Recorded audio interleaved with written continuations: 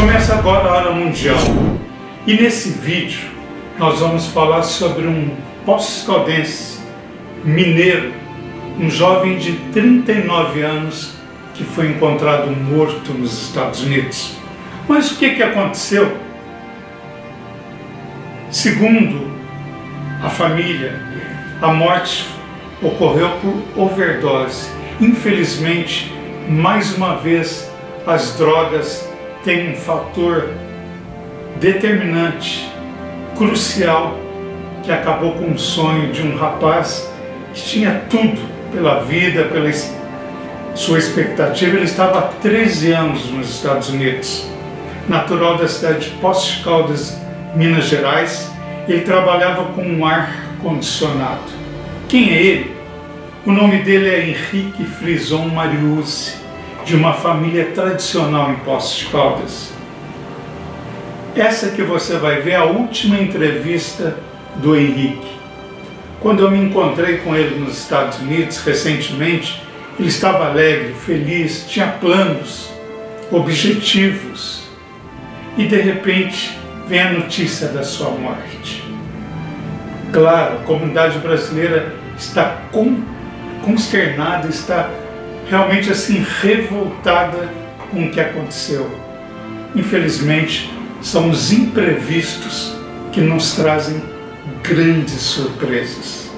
E agora você vai acompanhar agora nesse momento, na Hora Mundial, a única e última entrevista do Henrique. Cheio de vida, sorridente, com uma perspectiva que realmente não foi muito à frente. Acompanhe comigo essa entrevista. Eu estou aqui em frente à Time Academy.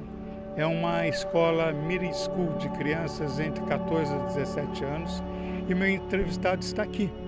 Ele estudou nessa escola, veio aqui ver alguns documentos e nós marcamos aqui para ele falar da vida dele, da experiência dele, que é muito importante. E lembrando que aqui nos Estados Unidos, nesse momento é verão, quase 50 graus. Gente, o calor é intenso, mas tudo é válido pela informação. Então nós vamos receber, né, esse nosso convidado. Ele é muito especial, ó. Ele está descendo aqui, ó. Essa é a frente da escola. O nosso entrevistado, ele está chegando aqui. Nós vamos cumprimentá-lo, vamos recebê-lo, ele está aqui para falar. Tudo bem com você? Tudo bem. Bom, nós vamos conversar, você é o nosso entrevistado e você vai conversar com a gente. E é muito importante, essa escola tem uma importância vital aqui, né? Olha, essa escola foi a primeira escola que eu estudei nesse país em 97. Em 97 ela era uma middle school, que é uma escola que é de 7ª ou 8ª série. Eu cheguei aqui com 13 anos, comecei a 7ª série aqui, já tinha começado no Brasil, mas como a escola aqui começa em setembro, eu tive que recomeçar a 7ª série.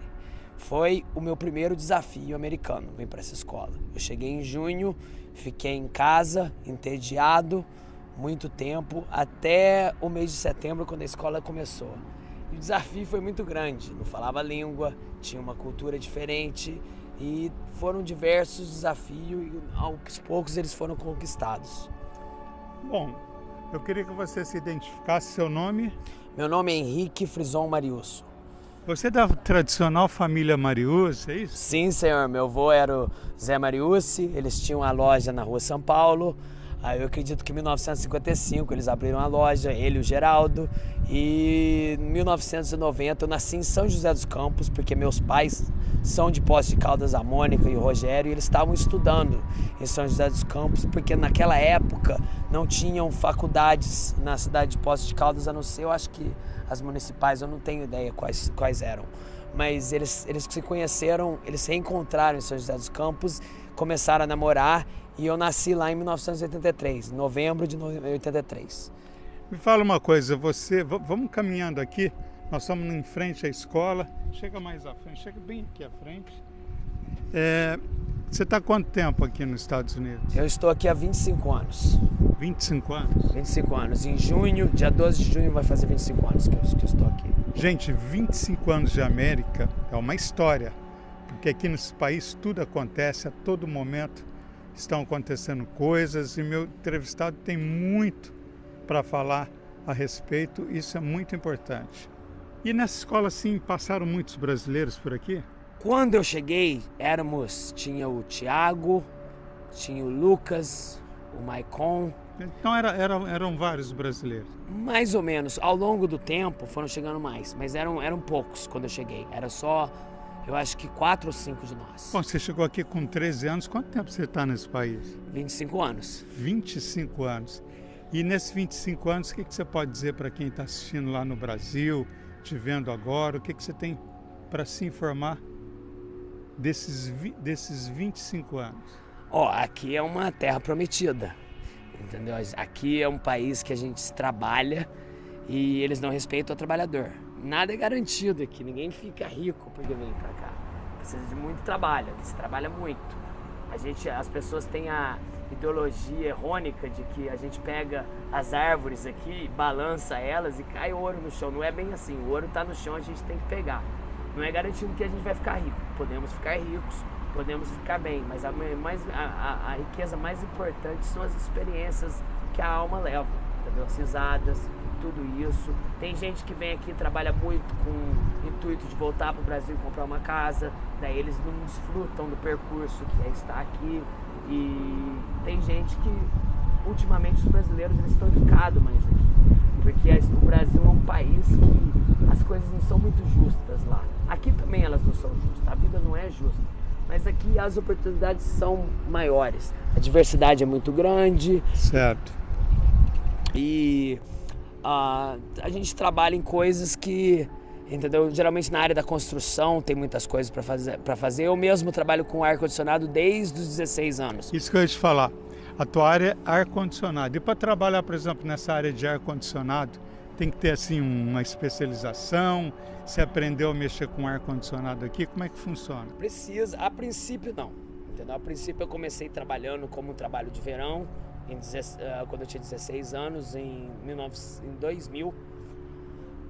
E as pessoas têm a parte da instalação que você pode aprender com o tempo. Com 2 anos de instalação você já dá para fazer o suficiente. E tem a parte técnica, eu mexo mais com a parte técnica. Isso é bom ter escola, é bom ter especialização e é bom a experiência do campo. Os dois são importantes, mas não é um serviço que requer certos cuidados, porque a gente está trabalhando com eletricidade. Eu não só trabalho com ar-condicionado, como também trabalho com aquecimento, calefação, e trabalho com água quente, e trabalho, porventura, trabalho com a parte elétrica também. Então, isso tem que ter certos cuidados, entendeu? Não é coisa que você pode fazer de qualquer jeito, e especialmente com a parte de aquecimento, você não pode fazer gambiarra nenhuma, porque você pode pôr fogo nas casas aqui. As casas daqui são de madeira, elas pegam fogo bem fácil, não é igual aí no Brasil, não. Já aconteceu algum acidente nesse sentido, no percurso de trabalho? Como é que é lidar com isso? Já aconteceu um acidente comigo por falta de cautela. O boiler, que é a caldeira daqui, ela tem que ter água nela. E como eu comecei a trabalhar na parte elétrica, eu não focava no resto do sistema. Eu fui inicializar uma caldeira e eu não vi que não tinha água nela. Eu pus fogo nela sem ter água. A caldeira simplesmente trincou. A companhia que eu trabalhava teve que dar uma outra caldeira para o cliente. Mas graças a Deus, nesses 22 anos de experiência que eu tive, foi só isso. Pois é, eu estou conversando aqui com o Henrique, ele está há 25 anos nos Estados Unidos, trabalha na área de ar-condicionado, né? E realmente tem um trabalho muito intenso por aqui. E esse local que nós estamos é a escola onde ele estudou, né? Que foi uma middle school e continua, né? Hoje para alunos de 14, 17 anos, não é isso? Não, agora ela virou uma high school, exatamente. Agora ela é para alunos de 14, 15 até 17, 18 anos. Que aqui o colegial daqui, ele tem a 9ª, 10ª, 11ª e a 12ª. Eu faz 23 anos, 22 anos que eu não venho mais aqui. Eu vim aqui, está muito mudado. Inclusive tem esses geradores de energia solar que estão ali, entendeu? E ela está bem cuidada, essa escola. Vou falar a verdade, ela está mais bem cuidada até de quando eu estudava aqui. Deu para reencontrar alguns professores? Como é que foi? Não, a gente só ficou na entrada, entendeu? A gente teve que fazer o protocolo de aviso completo. Você reencontrou algum professor seu aqui? Não, ainda... Já reencontrei, inclusive há meia hora atrás a gente estava com o meu primeiro professor de educação física aqui na padaria. Qual o nome dele? Coach Collins. E como que é reencontrar o professor? A primeira vez que eu reencontrei ele foi num baile que tinha aqui, eu tava com uma namorada na época, eu deixei ele dançar com a minha namorada, entendeu? E eu percebi que ele estava muito integrado na cultura brasileira e já estava falando um português meio arranhado. Hoje em dia ele fala português fluentemente e ele lembra, é uma coisa legal, porque ele lembra quando eu cheguei aqui eu não falava inglês, entendeu? Então foi um desafio para ambos. O meu foi porque a água bateu no traseiro. Eu tive que aprender. O dele foi por interesse, ele teve interesse pela cultura brasileira. Bom, nós vamos caminhar aqui por esse pátio da escola, você vai vendo, que é muito, muito bonito, a gente vai caminhando, você vai falando, vamos mostrando a escola. Por exemplo, para estudar hoje, o esquema de segurança, você falou da violência nas escolas, a gente está vendo aí essa escola onde o Henrique estudou, né? E ele falou inclusive de todo o sistema, olha, vamos aproximar aqui, ó. Todo o sistema de uma energia especial. Olha aqui, você vendo aqui, ó, muito interessante a escola. Mas, Henrique, como que é, por exemplo, para um brasileiro estudar?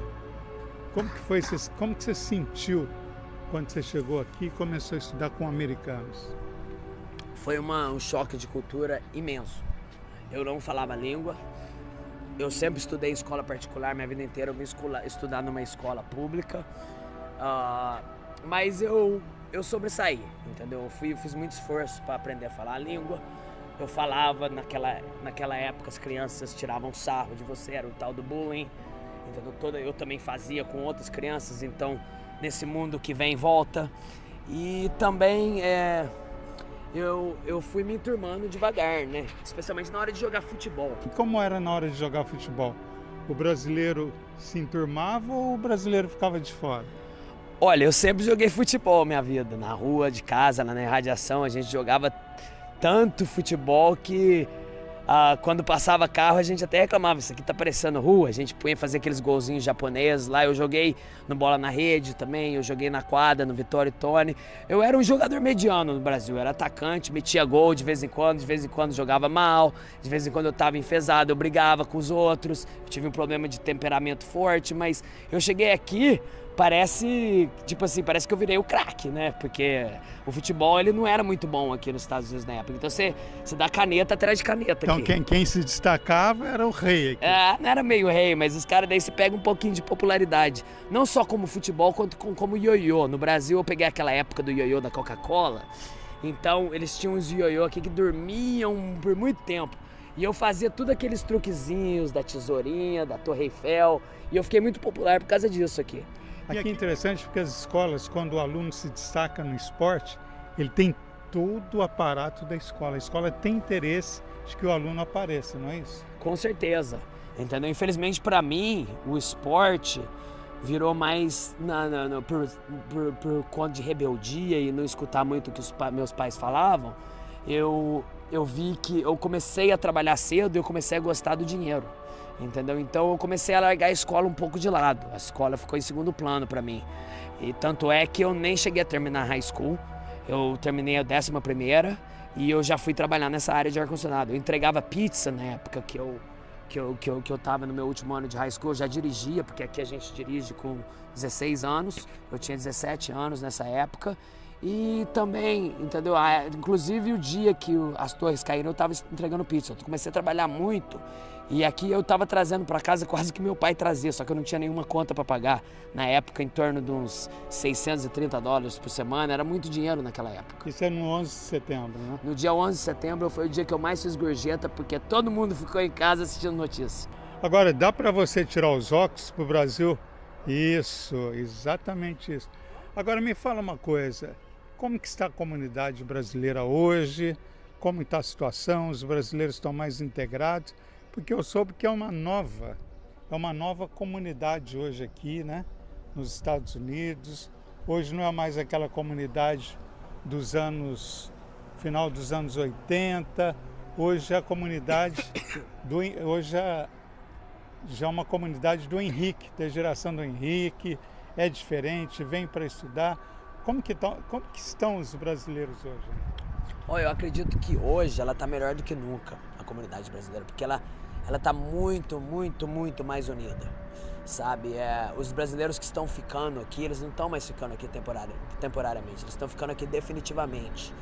E essa disputa que acontece com toda a comunidade estrangeira e comunidade de minoria nesse país não está mais acontecendo.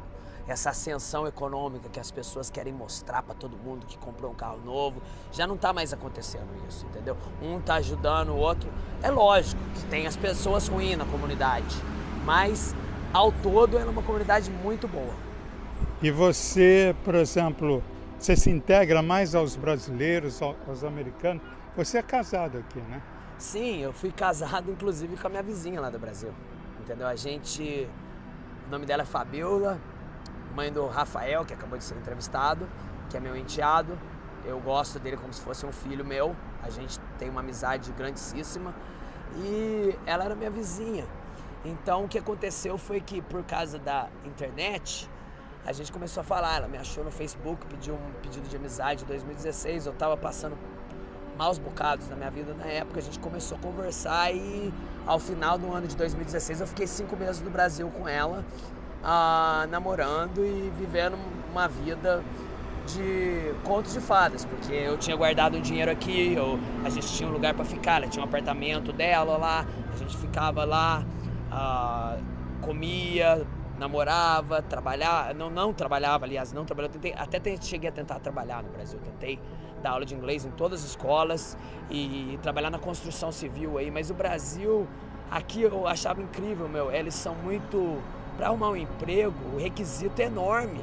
O requisito de você não tem que ter iniciante. Foi uma coisa assim que eu desisti. Eu ia ganhar R$900 por mês, coisa que eu ganho, entendeu? Assim, não para ser uma pessoa soberba, mas aqui você ganha isso aqui facilmente, até mais que isso num dia de trabalho. Mas tudo bem, dinheiro não compra felicidade, entendeu? Então eu tentei ficar no Brasil, entendeu? Não tive. Quando eu cheguei aqui nos Estados Unidos, uma escola ligou pra mim. Eu cheguei aqui em uma semana, eu já estava trabalhando aqui, a gente vai na esquina e arruma serviço. Graças a Deus, essa terra, financeiramente, ela é muito abençoada. Isso aqui é o berço do capitalismo. Você tem ido pro Brasil? Como é que tá? A última vez que eu fui no Brasil foi em 2018. Eu fui porque eu fui casar com a Fabiola e para trazer ela para cá pela porta da frente. E o que aconteceu foi o seguinte, entendeu? Eu senti muita dó do trabalhador brasileiro, porque o trabalhador brasileiro ele é menosprezado. A gente pegou um táxi voltando de Punta Cana, onde a gente passou nossa lua de mel, e o serviço que o cara, a profissionalidade do cara, o profissionalismo do cara, entendeu? A cortesia, o jeito de falar, uma coisa que não existe mais aqui, porque aqui o dinheiro é garantido. Abrir a porta pra você, ser educado, pra cobrar uma mixaria, entendeu? Eu acho o trabalhador brasileiro muito mal valorizado lá no Brasil. Outra coisa é que o Brasil, entendeu? A pessoa tem vergonha do que ela faz. Não tem que ter vergonha de estar sujo de graxa. Aqui você sujo de graxa, chega no banco, você é super bem tratado. No Brasil, os brasileiros têm uma soberba de não sei o que é, que eles olham pra você com um olhar de nojo. Aqui também existem pessoas que olham pra você com um olhar de nojo. Então, o trabalhador do Brasil é muito desvalorizado, e tanto é que quando a gente vem pra cá, a média da comunidade brasileira, a média econômica nossa é muito melhor do que a média americana em si. Esse país é um país de imigrantes, esse país é um país da diversidade, esse país vai ser sempre o país mais forte do mundo pela diversidade que a gente tem. A diversidade que os Estados Unidos têm faz dele o país mais forte do mundo. Então, o Brasil tem tudo para chegar lá. Na minha opinião, o maior problema do Brasil é a impunidade. Se começar a colocar gente na cadeia, de igual para igual, não o pobre que está roubando, colocar o político também na cadeia, entendeu? Tanto é e ter uma pena e cumprir a pena inteira, o Brasil começa a melhorar no setor de violência, começa a melhorar em todos os setores. Quanto ao socialismo e ao capitalismo, eu já estou neutro, entendeu? Eu fui muito, entendeu, da direita, e eu acho que eu moro nos Estados Unidos, eu tenho que ser uma pessoa da direita. Se eu não for da esquerda, eu sou o maior hipócrita do mundo. Mas na verdade é o seguinte, aqui nos Estados Unidos tem o maior socialismo do mundo, entendeu? Porque o socialismo, aqui os serviços sociais aqui são excelentes. Minha avó, ela é aposentada, ela tem serviços do governo, eles pagam até o meu tio para cuidar dela, um familiar para cuidar dela, assalariado para cuidar dela. Mas por quê? O socialismo é lindo, entendeu? Em teoria. Mas ele só funciona depois que o capitalismo já funcionou. Então, no maior capitalismo do mundo, tem serviços sociais excelentes. Não estou dizendo que são os melhores serviços sociais do mundo. Eu acho que o sistema de saúde aqui ainda é precário comparado a outros países. Eu estou conversando aqui com o Henrique realmente está há 25 anos aqui nos Estados Unidos, falando da sua história, da sua experiência, e a gente ouvindo cada brasileiro o que ele pensa, qual a sua expectativa, e é exatamente essa a função do programa Nova York, um sonho brasileiro. Henrique, eu quero te agradecer, porque eu sei que você estava com uma série de atividades, mas abriu esse espaço para falar com a gente. Muito obrigado você, Walter. Muito obrigado. Um alô para a população do Brasil aí, para os Poços Caldenses, entendeu? Alô para todo mundo, entendeu? Fé, paz e vamos semear o amor, galera, entendeu? Vamos tirar o ódio do coração. Pois é, então encerro aqui a minha entrevista. Eu estou aqui numa das escolas mais tradicionais aqui dos Estados Unidos e foi aqui o ponto de encontro dessa entrevista.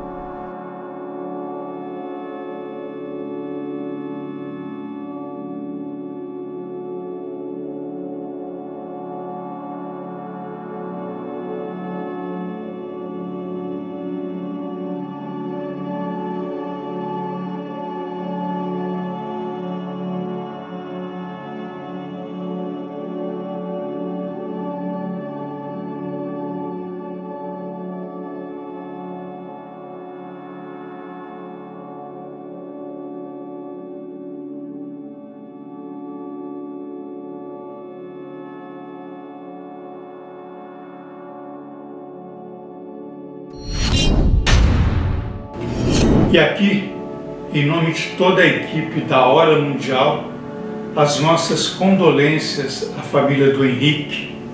Que Deus conforte o coração de todos vocês.